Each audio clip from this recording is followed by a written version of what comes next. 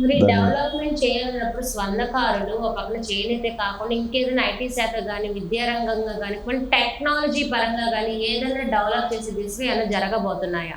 తప్పకుండా అండి. దేనికంటే మంగళగిరిలో దాదాపు 2,80,000 ఓటింగ్ ఉంది. 2,80,000లో అంటే ఒక క్లస్టర్ లాగా డివైడ్ చేసి రైతులను ఎలా డెవలప్ చేయాలి? రైతులను డెవలప్ చేసే దాంట్లో ఒక 70,000-80,000 మంది అంటే వాళ్ళకి ప్యాడీ అంటే డైరీ ఫార్మ్స్ కానీ లేదంటే ఒక కమర్షియల్ క్రాఫ్ట్స్ ఎలా వేయాలి, దాన్ని ఎలా మనం వాళ్ళ ముందుకు తీసుకెళ్ళాలి, చైతన్యవంతులు ఎలా చేయాలి అనే ఒక క్లస్టర్ డివైడ్ చేయడం. ఒక 70,000-80,000 మంది రైతులతో, అలాగే చేనేత ఏదైతే టెక్స్టైల్ పార్క్స్ ఇలాంటివన్నీ పెట్టి దీన్ని కూడా ఒక 50,000-60,000 మంది దీంట్లో ఉపాధి చూపించాలి. అలాగే ఏదైతే స్వర్ణకారులు ఉన్నారో స్వర్ణకారులను కూడా ఒక మంచి ఐకానిక్ లాగా కార్పొరేషన్ ఏర్పాటు చేయటం, అలాగే స్వర్ణకారులు కూడా ఒక క్లస్టర్ ఏర్పాటు చేయడం, దాంట్ నుంచి ఒక 50,000-60,000 మంది ఉపాధి. అంటే ఇక్కడ ఎట్లా అంటే దాదాపు 1,70,000